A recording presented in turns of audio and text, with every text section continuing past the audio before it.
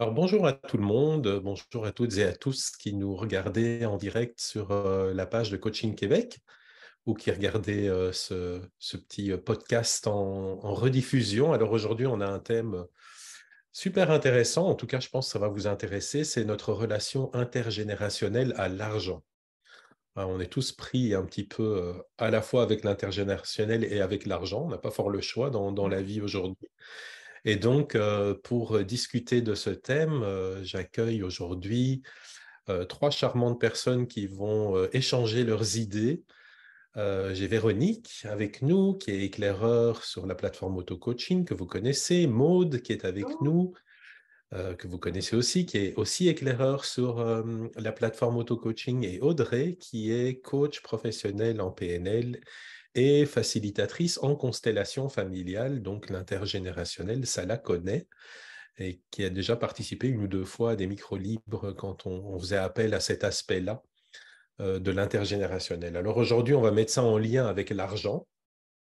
Alors, il y a plein de choses à dire là-dessus, probablement. Donc, je vais vous laisser, je ne sais pas laquelle de vous aimerait ouvrir le bal, peut-être, Audrey, toi, de ton expérience avec les constellations familiales. J'imagine que la relation à l'argent, c'est quelque chose, une thématique qui revient quand même assez souvent.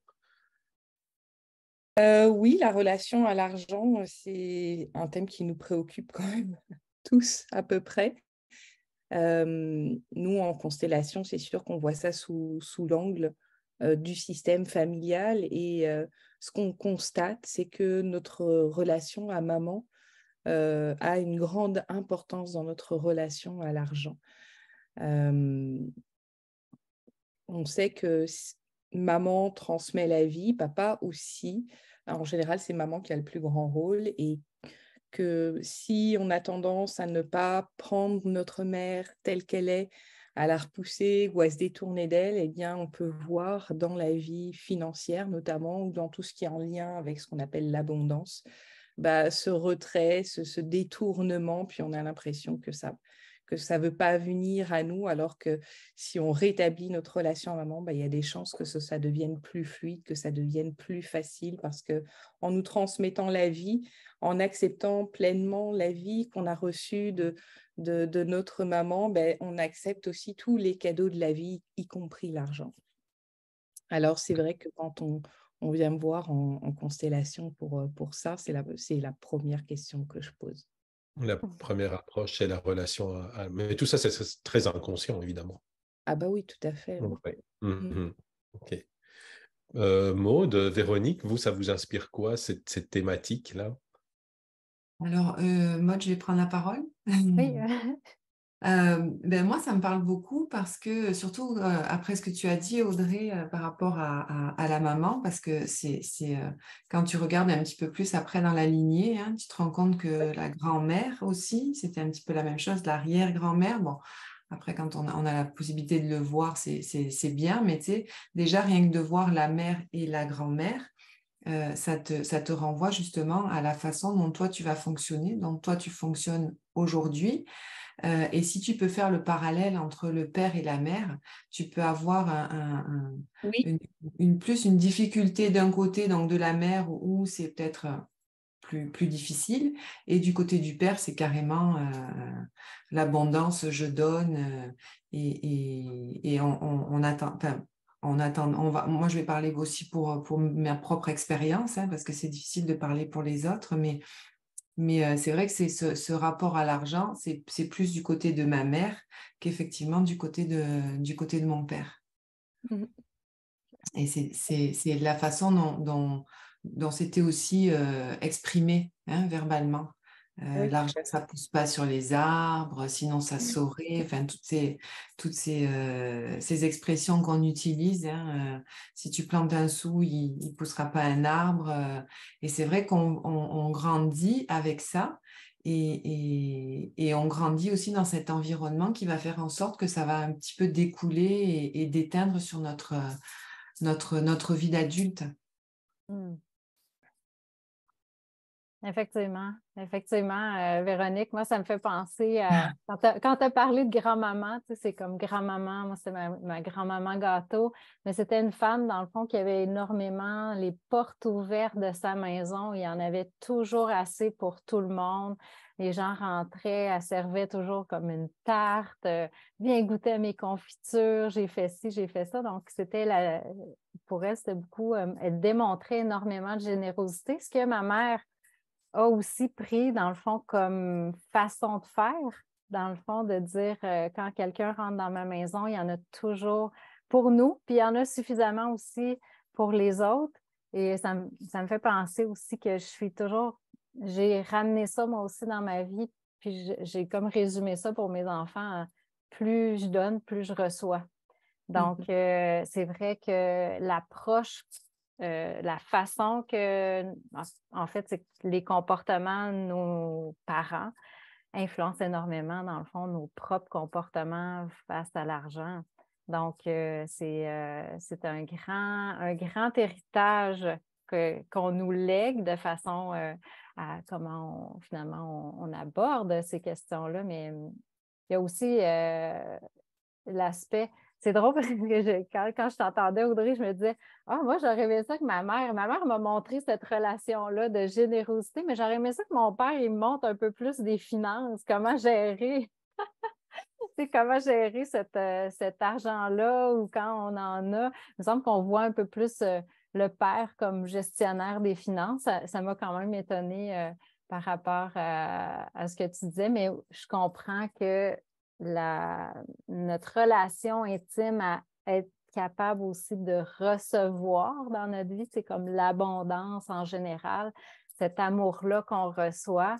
On se dit, hey, ma mère, elle me donne, elle me donne, elle me donne, et ça vient facilement à moi. Je n'ai pas besoin, tu sais, comme de quémander son amour. Donc, la vie va m'amener ça aussi automatiquement. Mais il y a souvent dans des familles, je pense, puis vous devez le voir, là, c'est des lourds fardeaux aussi reliés malheureusement à cet argent-là. J'ai souvent entendu dans ma lignée, des disputes en fonction de certains héritages, des familles qui se scindent parce qu'il y a eu des chicanes reliées à l'argent. Des fois, est-ce qu'on peut amener ça aussi dans notre vie, Audrey, tu sais, dans le fond, de garder, moi, si j'ai un héritage un jour, je vais me chicaner, je vais peut-être être rejetée de certaines personnes dans ma famille et finalement faire en sorte inconsciemment de ne pas vouloir ça. Ou de ne pas avoir d'argent pour ne pas avoir d'héritage à offrir. Ouais, ouais, c'est une façon de C'est manipuler. terrible parce que, en fait, oui, les héritages, c'est généralement des générateurs de beaucoup de disputes dans les familles. Chacun tire un peu plus la couverture, a un peu plus raison que les autres, et puis ça crée énormément de difficultés. Et pour ceux qui seraient un petit peu spoliés, j'ai eu quelqu'un qui est venu, et en fait, quand sa maman est décédée, là, il y a eu une dispute qui a éclaté autour de l'héritage, et ce sont ses frères qui ont récupéré l'héritage, et elle n'a rien touché, alors qu'il n'y avait pas de raison qu'elle touche rien. Puis elle a décidé qu'elle ne se fâcherait pas pour ça, puis que c'était pas grave, c'était que de l'argent et que du matériel. Et en fait, son fils aîné a récupéré cette colère-là qu'elle n'a pas, qu'elle a pas prise, qu'elle n'a pas manifestée sur ce moment-là, parce que c'est quelque chose qui est toujours pas réglé. Et puis donc, on peut nous porter toutes ces affaires-là qui n'ont pas été réglées précédemment par nos parents, nos grands-parents, etc. Et puis on peut le porter à notre tour. Alors, c'est sûr que là, je parlais de la relation à maman parce que c'est la première relation, mais évidemment qu'il y a plein d'histoires familiales qui peuvent aussi expliquer le fait que l'argent me fuit, ou je suis née pour un petit pain, ou moi, je ne suis pas faite pour avoir de l'argent, ou moi, j'ai des belles valeurs, comme si ça, c'était aux antipodes de l'argent. Alors, tout ça, évidemment, c'est sous la loupe du transgénérationnel, on trouve effectivement des origines, comment ça se transmet, même de manière inconsciente aussi. Oui, mais donc tout ça n'est pas seulement lié aux croyances qu'on reçoit de nos parents. Là, c'est sûr qu'on est éduqué d'une certaine façon, puis je trouve qu'on vit quand même dans une culture où, en général, les croyances vis-à-vis de l'argent sont assez négatives aussi. Mhm. Oui, il y a un petit courant dans le développement personnel où on se dit, ben non, l'argent, c'est une énergie qui circule, mais il y a quand même un peu cette idée-là que quand on n'en a pas beaucoup, c'est comme si ça nous libérait d'un poids et on pouvait vivre mieux avec peu. Et il y a beaucoup de croyances dans notre société par rapport à l'argent qui sont négatives et qui fait que ça devient un sujet un petit peu tabou. Et je pense que, tu sais, ce que tu citais, Maud, là, on aurait bien aimé que papa nous éduque un petit peu plus à l'argent. Comment ça se fait que cette éducation-là à l'argent fait pas partie de l'éducation en général, tu vois? Il y a certains parents qui éduquent leurs enfants à l'argent, mais la grande majorité, je pense pas du tout, parce que on n'en parle pas, on dit pas combien on gagne, c'est un petit peu tabou, on veut pas dire combien on a sur notre compte, c'est des discussions qu'on n'a pas, donc est-ce qu'il y a pas c'est pas seulement intergénérationnel, c'est culturel aussi, je pense. Mm. Et toutes ces croyances-là, ben, évidemment, sont transmises de génération en génération. Donc, parfois, on réagit aussi en opposition par rapport à la façon dont ont vécu nos parents. Est-ce qu'eux, ils ont surconsommé? Est-ce qu'ils ont épargné? Et on est en réaction par rapport à ça. Moi, mon père était très économe et moi, pas du tout, par exemple. Mm. J'ai pas hérité de ça, puis j'aimerais bien l'être. Alors, comment ça se fait? Je veux dire, question à la spécialiste.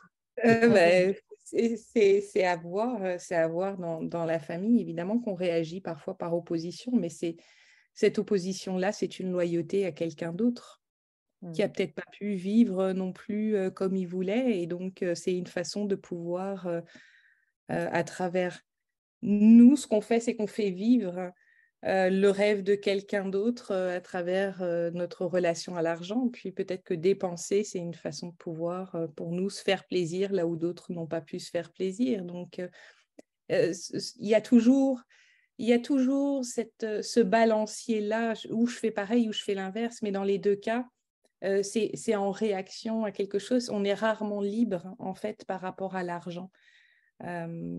Parce qu'il y a beaucoup de choses dans notre histoire familiale, consciente ou inconsciente, qui font qu'on manque de liberté et on manque de clairvoyance sur ce qui est vraiment là.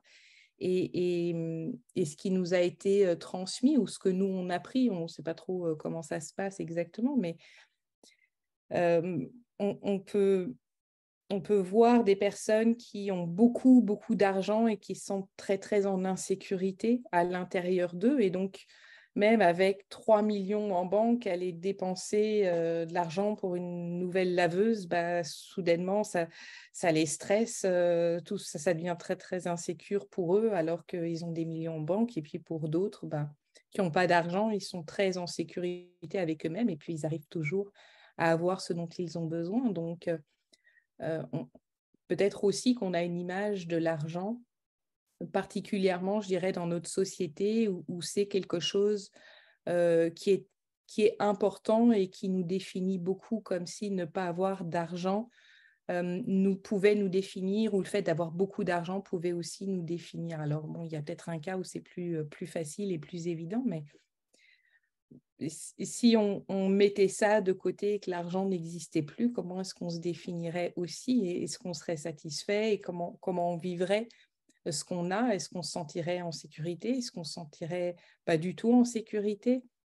Bah, ça, c'est l'argent et la sécurité, ça va ensemble parce qu'on sait que si moi j'ai été dans mon enfance dans un environnement qui était stable, confortable, si j'ai manqué de rien, que je me sentais aimée, puis que mes parents, bah, ils faisaient ce qu'ils pouvaient, même avec des moyens très limités, je ne vais pas me sentir en insécurité. Alors, il y a des chances que je vive très, très bien ma relation à l'argent.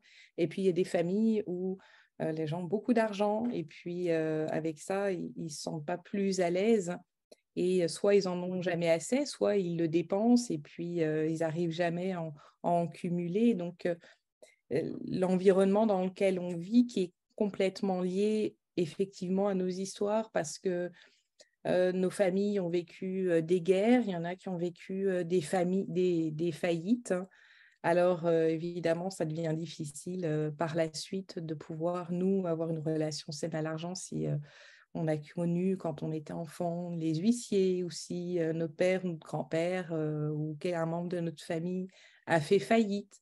Alors, par loyauté, on ne voudrait pas trop les dépasser ou nous être confortables financièrement. Alors, c'est un petit peu cette histoire-là qui est à découvrir dans nos racines pour aller voir comment est-ce que nous, après, on peut se libérer, s'affranchir un petit peu de ce qu'ont vécu nos aïeux. Parce que dans le fond, Audrey, il y a un lien avec le clan. Tu sais, dans le fond, les familles sont des clans et si tu sors du clan, explique-nous, tu sais, parce que quelqu'un qui s'est nouveau... Le premier lien, c'est l'appartenance. L'appartenance. Moi, j'appartiens à ma famille. Alors, moi, imaginons que moi, je vienne d'une famille, mon grand-père travaillait à l'usine et mon père a travaillé à l'usine et mon grand frère travaillait à l'usine. Et puis moi, j'ai un peu de chance et puis on m'a un peu poussée, puis j'ai reçu des bourses, puis je me retrouve à l'université. Et puis, je vais avoir un diplôme universitaire. Je suis la première de ma famille et je vais avoir l'occasion de travailler dans un bureau, pas à l'usine, 10 heures par jour, avec beaucoup de difficultés physiques qui sont liées à ça, etc. Mais je vais vivre confortablement, avoir un salaire qui est plus facile à obtenir, etc. Et puis, on s'en rend compte, alors un peu moins maintenant à notre époque, mais on peut quand même le voir qu'il y a beaucoup de personnes qui...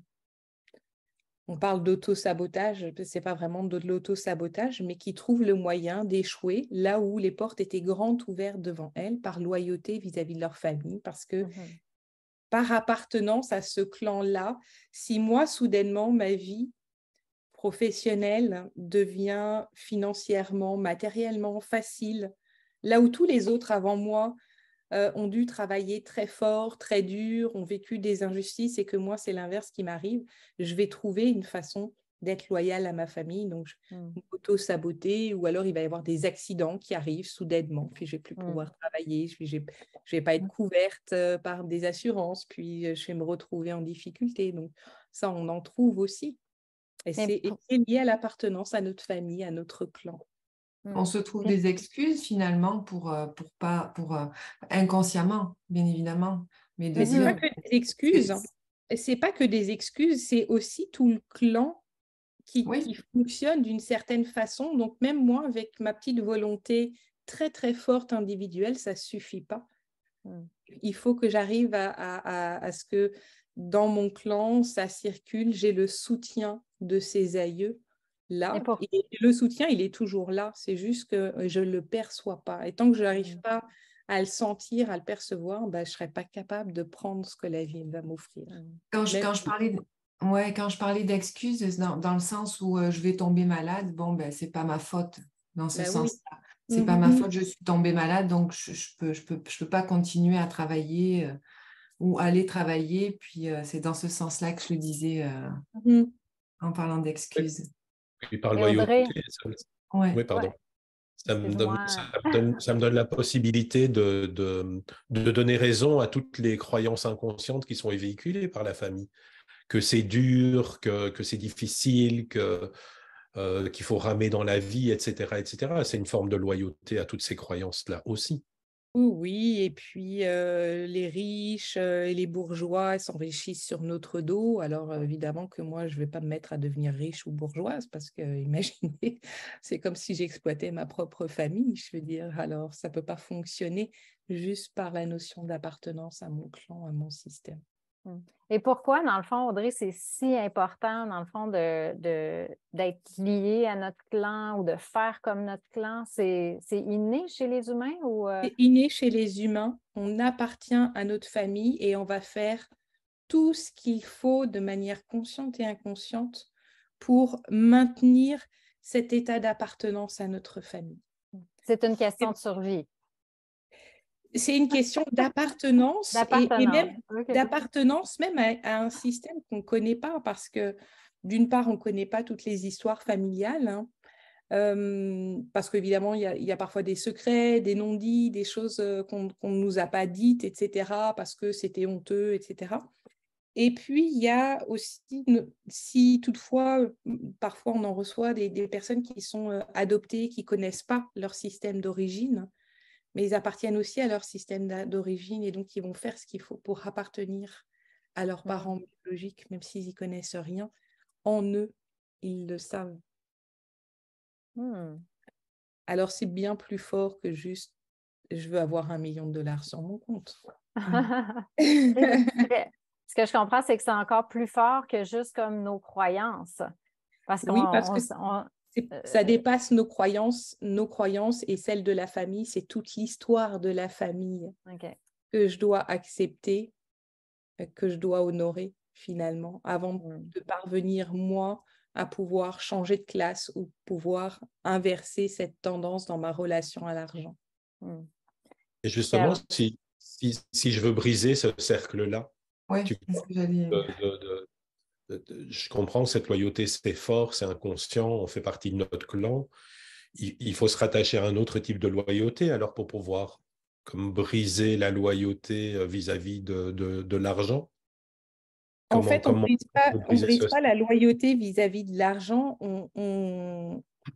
on change, on reste loyaux à notre famille tout en choisissant d'être beaucoup plus libre dans notre rapport à l'argent ou dans autre chose d'ailleurs. Donc, en constellation, on constate que le système soutient toujours les personnes qui viennent faire leur constellation, mais pour ça, ça prend de passer à travers certains événements, de pouvoir les voir sous un autre angle, de sorte que, à nouveau, l'amour puisse circuler dans le système, que la personne honore son système, l'accepte avec ce que c'est, parce que ce n'est pas toujours évident. Imaginons que j'ai un grand-père qui a braqué une banque et puis qui a fait de la prison, et puis mon père a commis des délits, il a été en prison, etc. Je ne le vois plus parce que mon rapport avec lui est difficile, et puis bon, il a des problèmes d'argent, etc. Il est venu m'emprunter de l'argent. Moi, je porte ça aussi, ces injustices-là causées par mes aïeux, et donc ça se peut que moi, je m'interdise d'avoir de l'argent, ou que dès que j'ai de l'argent, je trouve un moyen de le perdre, de le dépenser, de me faire avoir, de me faire arnaquer, etc., parce que je suis prise là-dedans. Alors, ça prend de remettre de l'ordre dans le système avant de pouvoir, moi, choisir ce que je veux faire. Donc, c'est super important ou intéressant de connaître ce qui s'est passé dans notre famille, pour arriver à faire des liens aussi avec ce qui se passe aujourd'hui, puis aussi essayer peut-être je me trompe, mais de débloquer le nœud pour que justement tes enfants, nos enfants, n'en pâtissent pas de cette situation qui a été vécue dans le passé. C'est une grande source de motivation pour les gens qui viennent, de dire « moi, je ne voudrais pas que mes enfants vivent ce que je suis en train de vivre ». Ouais, mais on ne peut pas nous mettre une espèce de barrière ou de frontière invisible entre le passé et l'avenir que sont nos enfants. Il faut que nous, on soit en paix. Parce que c'est nous, en paix, qui pouvons transmettre à nos enfants aussi. C'est là que ça peut changer. Et connaître l'histoire, c'est important, mais c'est aussi la perception de l'histoire qui va faire la différence. Si j'ai été prise dans une arnaque et qu'on m'a volé ma retraite, mais que finalement, j'arrive à m'en sortir, je me dis que c'est que de l'argent, je fais ce qu'il faut d'un point de vue de la justice pour essayer de récupérer, mais je suis en paix avec ce qui s'est passé. Alors, dans ce cas-là, ça va être très différent dans le reste de l'histoire familiale que si j'ai vécu ça, mais que je me retrouve à la rue, c'est très difficile, j'en tombe malade. Je trouve que la vie est parfaitement injuste, que ceux qui ont volé ne sont pas punis, etc. Et alors, dans ce cas-là, mon histoire familiale, elle va prendre une orientation qui est différente de la première. Donc, la perception, la façon dont on vit les choses, elle a aussi un impact, et pas juste nous, mais aussi ceux qui sont au-dessus de nous.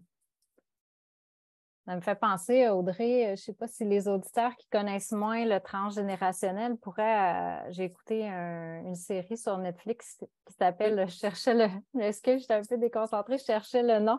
C'est Le chemin du laurier. Excuse-moi, Le chemin de l'olivier. Le chemin de l'olivier.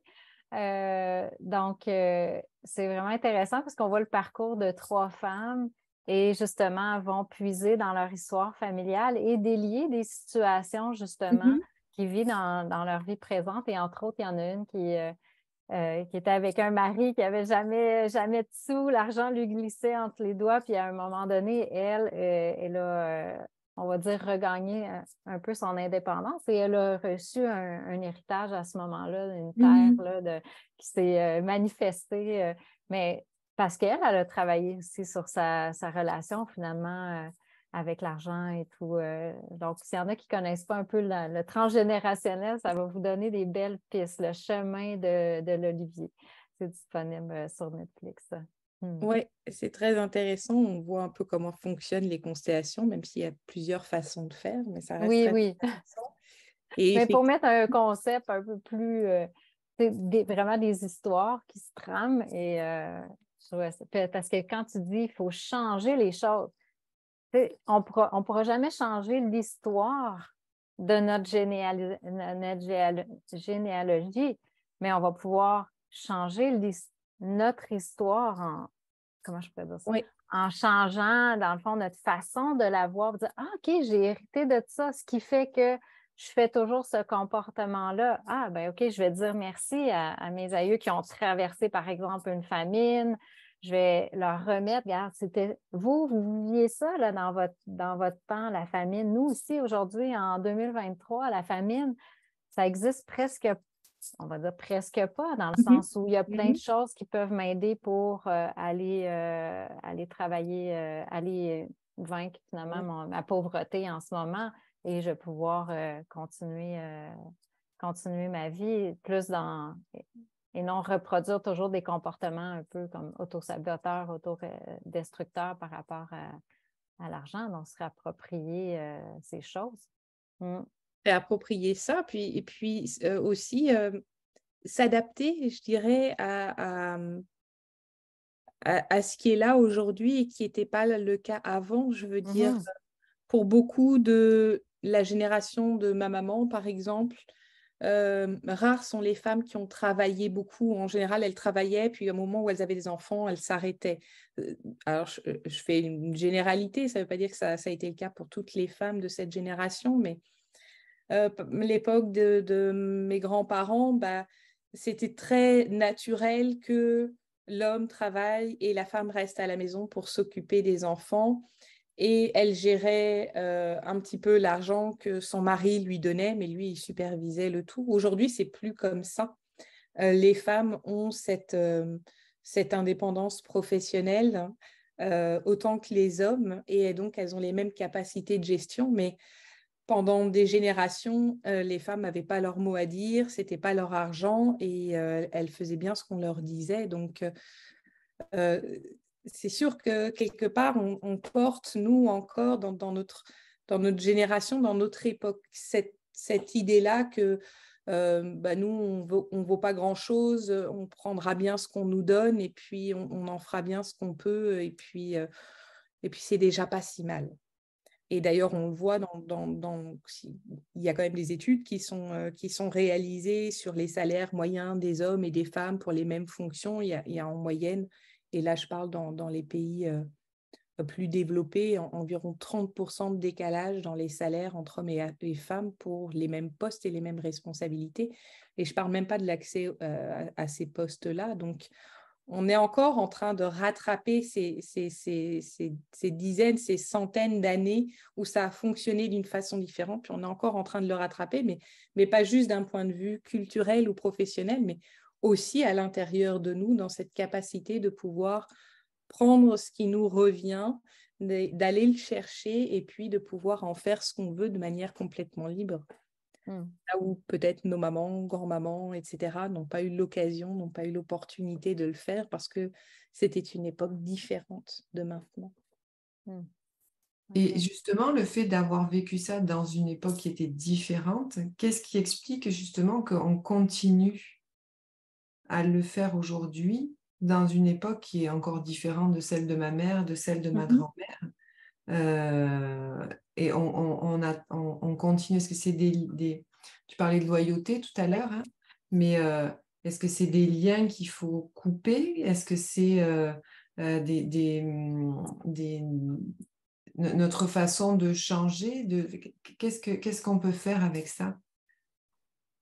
C'est pas évident parce que c'est tout un système qui a vécu autrement et différemment de ce que nous, on perçoit et de ce qu'on vit aujourd'hui. Et j'entends parfois des gens qui me disent: ah, moi, je voudrais couper mes relations toxiques avec telle personne de ma famille, etc. Mais on ne coupe pas les relations toxiques. C'est illusoire de croire qu'on peut le faire. Ça ne fonctionne pas parce qu'on parlait d'appartenance. On appartient à notre famille. Qu'on le veuille ou qu'on ne le veuille pas, on appartient à notre famille. C'est pas possible de dire: bah, moi, j'ai pas de maman, puis j'ai pas de papa, puis je suis arrivée dans un chou. Ça n'existe pas.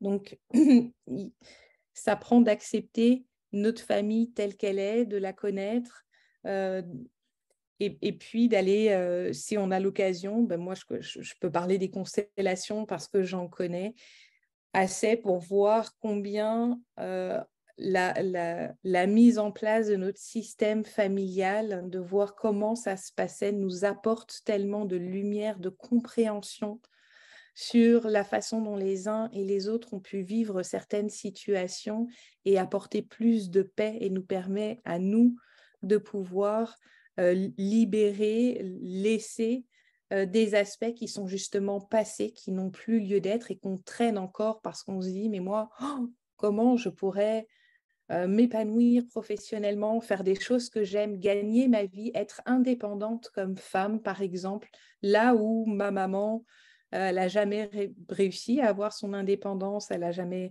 trouvé sa voie professionnelle, elle n'a jamais osé se lancer dans ce qu'elle voulait faire, puis ma grand-mère n'en parlant pas, et mon arrière-grand-mère, etc. Comment je pourrais, moi, faire mieux que ces femmes-là qui m'ont précédée? Donc, c'est la volonté individuelle ne suffit pas. C'est vraiment de prendre en considération tout le clan, tout le système. Cette loyauté financière se manifeste aussi beaucoup dans des familles en reprenant le business familial, en faisant la même profession de génération en génération. Puis ça, je pense que ça crée aussi des tensions dans le sens où il y a des générations qui ont mis entre guillemets ou entre parenthèses leurs propres aspirations parce qu'il fallait reprendre, je sais pas, le commerce familial ou faire le même métier, médecin, avocat, chauffeur, de génération en génération. Donc ça aussi, c'est lié à toute cette notion de succès professionnel ou financier qui est véhiculé par la famille et qu'on cherche aussi par loyauté à faire perdurer de génération en génération, j'imagine.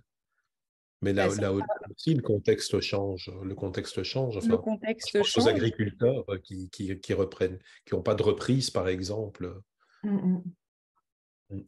Oui, on parlait d'héritage, mais c'est avoir une entreprise ou un commerce familial que les enfants reprennent systématiquement. C'est un héritage. Et pour la plupart, c'est un héritage qui est lourd à porter parce que ça implique qu'il n'y a pas de choix personnel là-dedans. Ça implique la peur justement de ne plus appartenir à sa famille si on choisit de ne pas faire comme les 4 précédentes générations.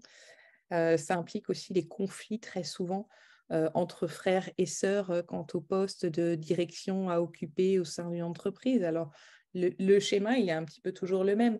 L'aîné va reprendre le poste de direction plus important et puis ses frères et sœurs vont occuper d'autres postes de direction un petit peu secondaires. Mais c'est un problème parce que ce n'est pas forcément lié aux habiletés, aux compétences de chacun, ni même aux aspirations personnelles. Et donc, parmi les héritages qui posent problème, il y a ceux des entreprises familiales qui sont donnés aux enfants et toujours avec la volonté de bien faire de la part des parents. a investi notre vie dans cette entreprise, on vous la donne, les enfants. Comme ça, votre avenir est assuré, c'est sécurisé financièrement, ça fonctionne bien. Mais là, ça ne fonctionne pas toujours. C'est un héritage qui est très lourd à porter. Oui, parce que ça part d'un bon sentiment, je pense, de Ça par les part parents. toujours d'un bon sentiment. Mais c'est peut-être pas ce que les enfants ont nécessairement envie de suivre et envie de faire. Et comme tu disais, par loyauté, ils vont quand même prendre l'entreprise et puis ça va être une lourdeur et un fardeau. Ça va être une lourdeur et un fardeau. Et il y a aussi des lois dans les organisations commerciales, industrielles, etc. C'est-à-dire on parle de l'appartenance dans le système familial, il y a aussi une appartenance dans le système organisationnel.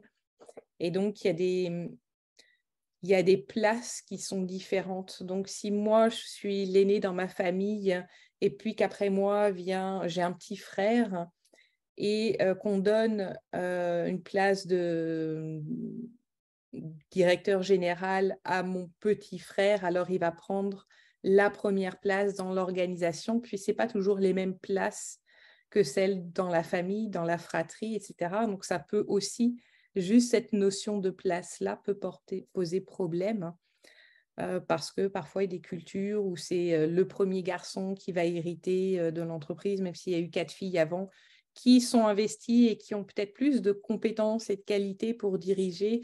Et puis, on ne considère pas nécessairement ça parce que culturellement, ça ne se fait pas comme ça. Donc, c'est vraiment pas évident, les entreprises familiales. Moi, ce que je recommanderais, si vous avez une entreprise familiale, c'est vendez-la. Donnez l'argent aux enfants. Vendez-la. Gardez l'argent. Distribuez-le. C'est sûr qu'il y aura moins d'histoires parmi les frères et sœurs. Pardon. J'aurais bien aimé ça, qu'on ait une entreprise familiale, Audrey, moi, dans ma famille. Oui, mais en fait, c'est pas le problème, c'est pas de fonder une entreprise familiale, c'est d'être obligé ou d'avoir le sentiment que c'est ça qui est à faire, sinon on va décevoir nos parents ou que ça va créer des problèmes dans notre famille. C'est plus ça. Est-ce qu'en 2023, on n'a pas changé un peu par rapport à ça? Aujourd'hui, on voit quand même plusieurs entreprises familiales qui sont justement... Les lois ont un peu changé. C'est plus facile, dans le fond, de vendre à d'autres et au lieu de léguer ça au niveau c'est des plus entreprises. Facile. C'est plus facile, hein, mais ça reste qu'il y a encore beaucoup d'entreprises familiales qui sont transmises sur plusieurs générations, même si elles ont évolué au fur et à mesure du temps. Et c'est difficile de sortir de ça. Je veux dire, mais il y a le côté positif. Il y a sûrement des côtés positifs aussi. Moi, j'aurais aimé ça qu'on montre l'entrepreneuriat, qu'on ait justement une entreprise, que je puisse me développer par rapport à ça, parce qu'on n'en a pas trop parlé de l'argent. Mon père était fonctionnaire, ma mère travaillait un petit peu, mais il s'est beaucoup occupé de nous. J'aurais bien aimé ça, voir cette arrière-scène-là de gestionnaire d'entreprise, mais je comprends qu'il peut y avoir une lourdeur, mais il peut y avoir aussi, je trouve qu'il y a des belles familles qui se sont développées avec justement d'héritage en héritage et ça permet, dans le fond, à des jeunes de venir aujourd'hui dans le fond, de se développer en tant que personne et entrepreneur avec justement quelque chose de florissant déjà, là. Il y en a qui ont... Tant mieux, ça fait aussi partie de l'héritage, ces qualités-là d'entrepreneuriat ou de gestion, de management, etc. Il y en a qui l'ont plus facilement que d'autres parce que ça fait partie de leurs héritages familiaux d'avoir ces compétences, ces qualités-là, puis elles sont reconnues. Tant mieux, parce qu'on n'hérite pas que des mauvaises choses non plus. Je veux dire, il y a des choses qui sont faciles pour nous, mais qui sont peut-être difficilement accessibles pour d'autres, mais pour nous, ça semble facile, mais c'est parce qu'on les a héritées aussi de notre famille. Oui. Je sais que ma collègue Véronique en PNL, est-ce qu'on peut changer ça? Tu sais, dans le fond, est-ce qu'on peut changer sans nécessairement tout connaître de nos générations à l'arrière, ce qu'on peut avoir une meilleure, mettons, relation avec l'argent ou, tu sais, sans nécessairement aller dans le transgénérationnel, est-ce que je peux changer mes comportements? Parce que c'est beaucoup lié aussi, ma façon de gérer mes avoirs, c'est relié énormément à mes comportements. C'est sûr que c'est souvent des comportements appris ou des comportements aussi que moi, je me donne. Si je donne beaucoup de valeur, dans le fond, à la façon que je m'habille pour me donner un grand, comment je pourrais dire ça, me donner de l'importance, c'est sûr que je vais peut-être sortir beaucoup d'argent pour m'acheter des belles choses et créer cette confiance-là, mettons. Mais c'est peut-être pas un comportement qui va me permettre de mettre de l'argent, exemple, de côté puis faire fleurir mes avoirs. Donc, est-ce qu'on peut changer notre façon, dans le fond, de notre relation avec l'argent? Ben oui, tout peut se changer, bien évidemment. Mais c'est vrai que Audrey, elle serait là en premier lieu. Puis après, tu peux travailler sur tes croyances, bien évidemment, par rapport à tes valeurs aussi, par rapport à ton vécu, par rapport à tout ce que tu as vécu, par rapport aux émotions aussi que tu as ressenties, que tu as vécues dans ta famille par rapport à cet argent-là. Quelle émotion tu as mis sur l'argent? Je rebondis sur ce que tu disais tout à l'heure par rapport à l'entrepreneuriat. Moi, j'ai un père qui était horticulteur puis qui a fait faillite. Tu vois, lui, il m'aurait pas appris comment justement il fallait tenir une entreprise. Donc, est-ce que moi, j'ai cette croyance-là qu'il faudrait que je travaille justement? Est-ce que c'est quelque chose que j'ai travaillé? Comment est-ce que je vois l'argent maintenant? Si c'est plus... quelle émotion j'ai, mais du côté de ma mère, moi, mes grands-parents, ils n'avaient pas beaucoup, mais ils donnaient beaucoup. Mm. Tu vois, ils partageaient, ils offraient, comme toi, avec des tartes, avec des confitures, avec, tu sais, c'était cette abondance-là. Donc après, il faut aller voir effectivement au niveau des croyances, qu'est-ce qu'on croit par rapport à ça et comment est-ce qu'on peut le changer. Mm.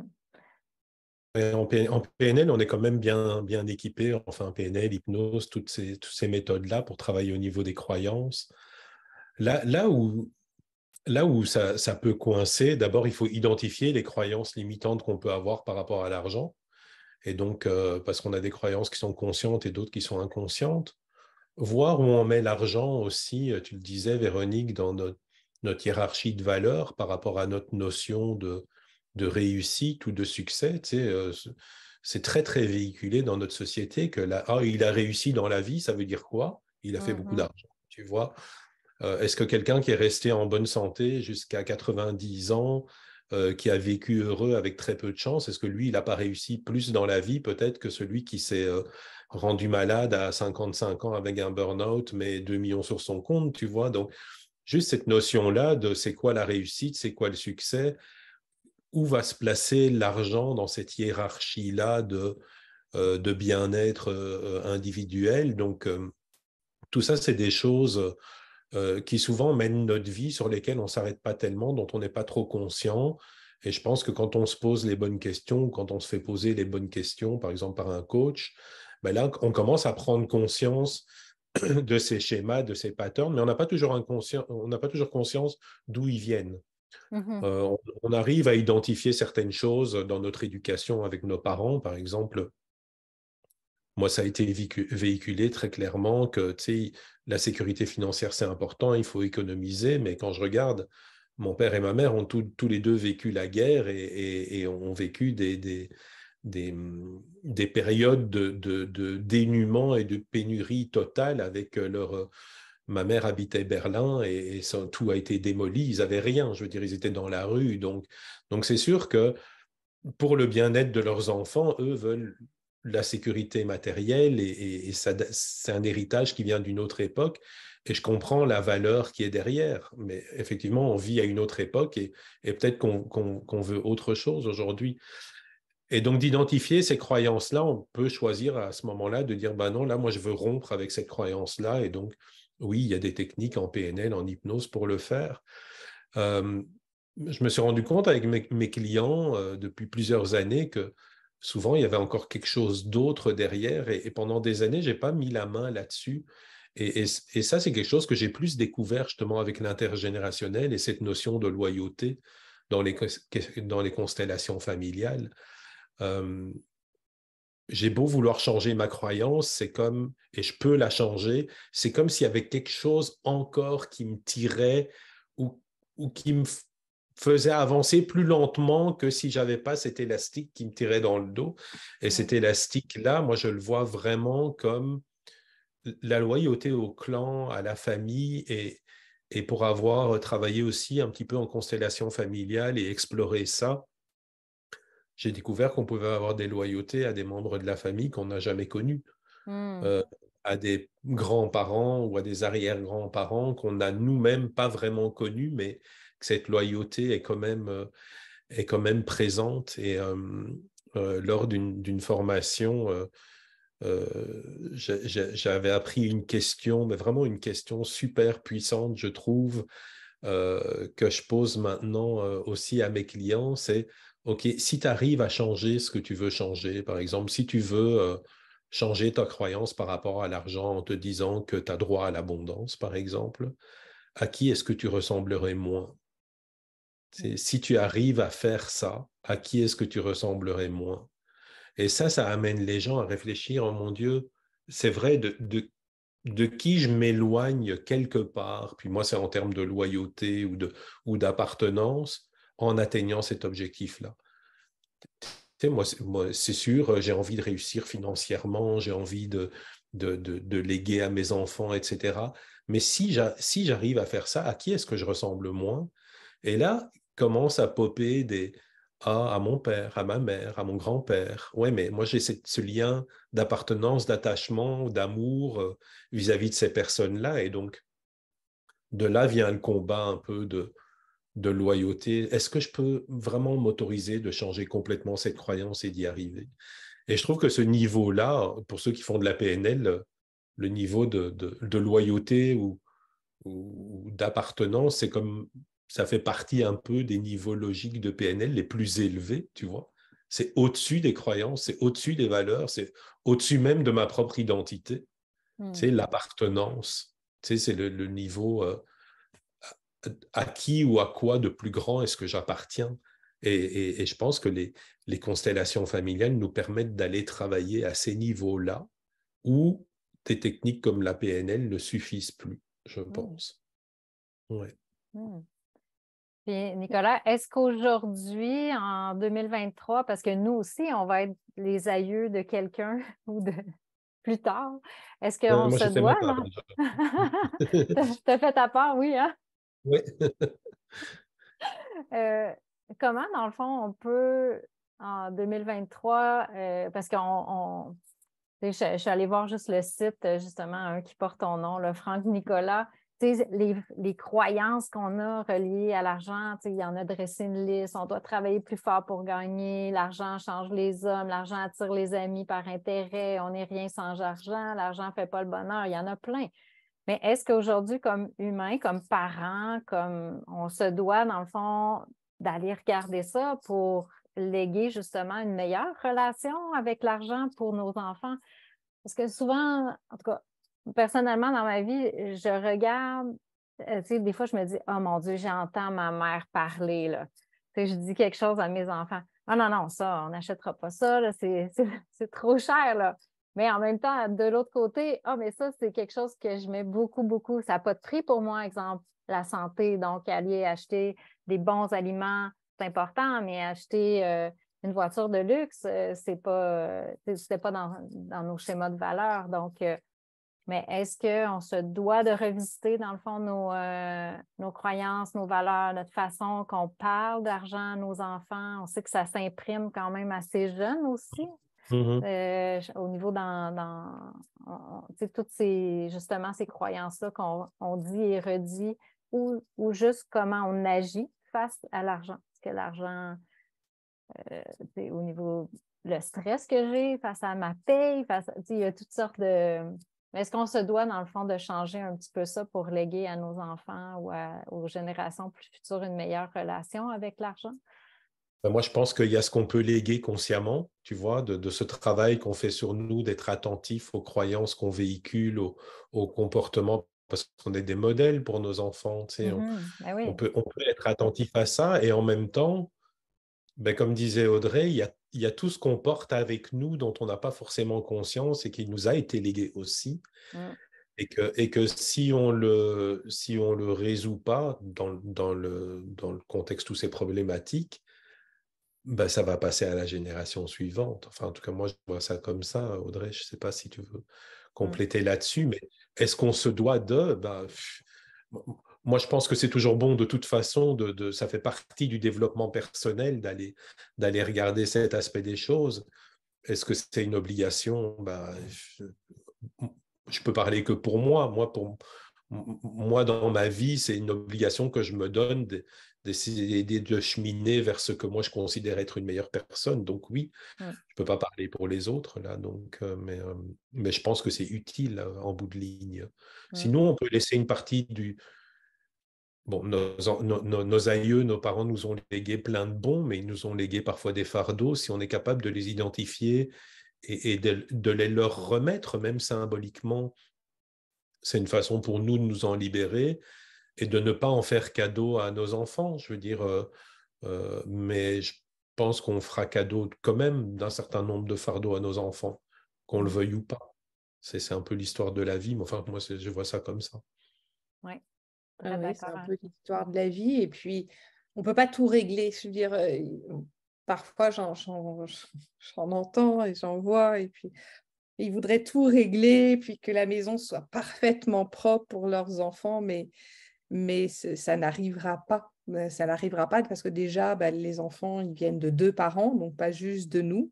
Donc, ils ont aussi un autre parent qui a aussi son histoire et tout ce qui est porteur dans ce transgénérationnel qui est transmis. Nous, on peut faire ce qu'on peut ou du mieux qu'on peut avec ce qu'on a. Et si c'est possible pour nous de nous alléger, de pouvoir être plus libres de notre propre destin et de nos propres décisions, c'est déjà pas mal de transmettre ça. D'en donner donc un peu moins à nos enfants, un peu moins de ce qui est lourd et de ce qui est problématique, mais ils auront aussi leur propre cheminement personnel à faire. C'est illusoire de croire qu'on peut nettoyer et aseptiser tout leur chemin de vie comme ça, ça n'existe pas, je veux dire. Ça fait partie de leur propre histoire, de leur propre destin aussi, de régler certaines choses et de pouvoir continuer à faire évoluer d'une génération à l'autre sa famille et son histoire. Oui, puis entre deux frères et sœurs, entre 2 enfants, ils sont complètement différents. Ils peuvent être complètement différents aussi, hein. Donc, qu'est-ce que eux, ils ont pris à ce moment-là? Il y en a un qui va peut-être dépenser, puis l'autre qui va être hyper radin et qui ne va pas vouloir dépenser d'argent. Et pourtant, c'est la même, c'est la même histoire, les mêmes parents et c'est les mêmes comportements légués par les parents face à l'argent. Puis ouais. Mais c'est comportements. vrai que, comme tu disais, Nicolas, c'est à nous de cheminer, puis de se développer justement et de travailler sur nous pour que ça déteigne un petit peu sur eux. Mais effectivement, la maison, elle ne sera jamais propre. Il y aura toujours quelque chose à nettoyer. Alors, on arrive déjà à la fin de cette heure de micro libre. Ça passe toujours très, très, très, très vite. Il nous reste 5 minutes. Alors, les dernières minutes du micro libre, moi, je demande toujours à vous, en fait, qui animez, qu'est-ce que vous pourriez proposer ou suggérer justement aux personnes qui nous écoutent, justement, pour qu'elles puissent cheminer dans ce développement-là, d'améliorer ou de modifier ou de transcender leur relation à l'argent par rapport à tout cet héritage qui leur vient de leurs aïeux. Qu'est-ce que vous pourriez suggérer comme truc? Moi, si je pouvais suggérer quelque chose pour avoir fait des constellations familiales, c'est vraiment déjà de se rendre compte Est-ce qu'il y a une problématique? Est-ce qu'il y a quelque chose de récurrent? Est-ce qu'il y a il y a quelque chose qui revient? Tu vois, j'ai fait un lapsus, quelqu'un qui revient, qui fait en sorte que ça m'empêche de cheminer, que ça m'empêche d'avancer. Puis, si c'est en lien avec l'argent, qu'est-ce que je pourrais mettre en place pour le travailler? Et pourquoi pas venir te voir, toi, Audrey, pour justement travailler ça en constellation. Parce que d'abord, c'est super intéressant. Ça nous apprend beaucoup de choses, puis ça nous fait en même temps aller chercher des choses dont on n'avait pas conscience. Donc, c'est un beau travail sur soi, puis c'est un beau cadeau qu'on peut se faire. Et à nos enfants. Et à nos enfants. Je suis un peu égoïste. Je suis un peu égoïste, là. Non, mais c'est pour reprendre. Quand on se fait des cadeaux pour nous, oui. ils vont descendre après. Donc, on peut nettoyer un petit peu notre maison. Ouais, on peut nettoyer notre maison. Puis, il y aura quand même des bonnes choses qui arriveront chez nos enfants. Tellement. Ben moi, si j'avais une suggestion, parce que ce n'est pas un conseil, chacun fait vraiment ce qu'il veut, c'est déjà sincèrement dans son cœur, si moi j'imagine maman devant moi, qu'est-ce que je suis capable de prendre de maman? Qu'est-ce que j'ai pas envie de prendre d'elle parce qu'on se dit parfois, là, moi, je ferai pas comme ma mère.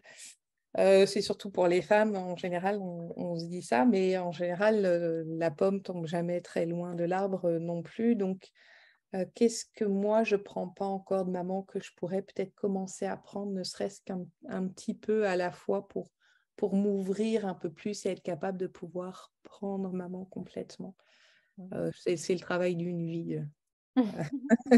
Mais ça peut aider avec l'argent, en tout cas.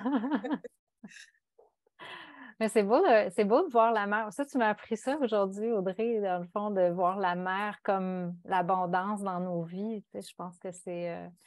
et malgré, tu sais, que probablement beaucoup de personnes qui ont eu des relations difficiles, dans le fond, avec leur mère, mais c'est justement de faire la paix avec certaines situations. Oh, merci beaucoup.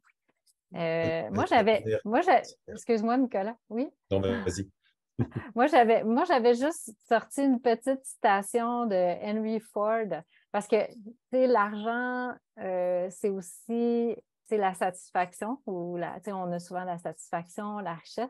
Fait que je voulais vous laisser sur cette citation-là qui dit « La plus haute finalité de la richesse n'est pas de faire de l'argent, mais de faire que l'argent améliore la vie. » Puis, dans le fond, quand on va en constellation puis qu'on essaie de regarder justement comment moi, je peux être plus abondant, comment je suis freinée dans mes actions de créer plus de, justement, d'argent puis de richesse dans ma vie, mais il faut voir que cette richesse-là, dans le fond, elle crée encore plus de belles choses autour de moi. On a beaucoup, je trouve, une vision négative de l'argent qui nous a été donné. Donc, si on va travailler ça, puis qu'en plus, dans le fond, on voit l'abondance, l'arrivée de l'abondance dans notre vie pour créer encore plus d'abondance pour les autres, ça change cette relation-là, peut-être des fois négative, qu'on peut avoir de l'argent dans nos vies ou de la richesse.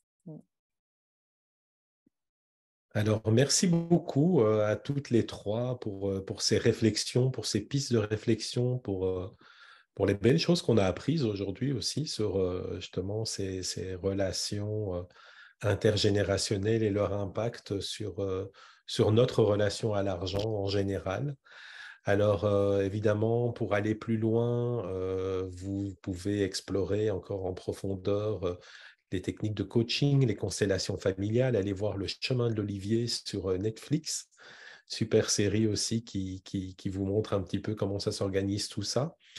Merci à toutes les trois, Véronique, Maude, Audrey. Merci à ceux qui nous regardent en direct ou en différé sur la page de Coaching Québec. Et on vous retrouve au mois de novembre, quelque part, pour un autre micro-libre. Donc, guettez les publications. Merci à tout le monde et une excellente fin de journée. À bientôt. Merci. À bientôt, au revoir. Merci.